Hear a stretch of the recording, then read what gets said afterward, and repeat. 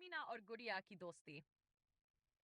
लक्ष्मीना और गुड़िया बचपन से पक्की सहेलियां थीं।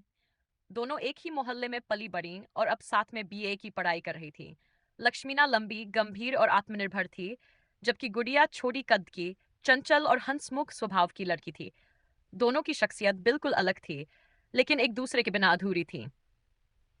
कॉलेज में उनका नाम एक साथ लिया जाता था, लक्ष्मीना और गुड़िया। जब भी वे कैंपस में घूमतीं, तो लोग मजाक में कहते, अरे, लंबाई का टॉवर और नटखट पर ही आ गई। लेकिन वे कभी इस बात का बुरा नहीं मानती, बल्कि हंसकर टाल देती। एक दिन कॉलेज में एक डिबेट प्रतियोगिता हो रही थी। लक्ष्मीना को बोलने का बहुत शौक था, परंतु गुड़िया को इस पर जाने से डर लगता था।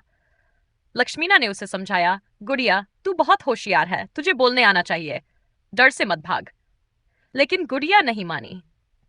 प्रतियोगिता के दिन जब लक्ष्मीना बोलने के लिए मंच पर गई, तो अचानक उसका दिमाग ब्लैंक हो गया। वह शब्द भूल गई और घबराने लगी। पूरा हॉल चुप था। तभी गुड़िया छटपट स्टेज के पास आई और हल्की आवाज में बोली, दीदी, तुम सबसे अच्छी हो, बस खुद पर विश्वास रखो। बस फिर क्या था? लक्ष्मीना ने अपनी घबराहट पर काबू पाया और शानदार भाषण दिया। उस दिन लक्ष्मीना ने जाना कि छोटी दिखने वाली गुड़िया के अंदर एक बड़ा दिल और गहरी समझ थी। उसने फैसला किया कि जैसे उसने उसकी मदद की, वैसे ही वह भी गुड़िया के डर को दूर करने में मदद करेगी। अगली बार जब नाटक प्रतियोगिता हुई, तो लक्ष्मीना ने गुड़िया को जबरदस्ती मंच पर खड़ा कर दिया। पहले तो गुड़िया कांप रही थी, लेकिन जब उसने पहला संवाद बोला, तो पूरा हॉल तालियों से गूंज उठा।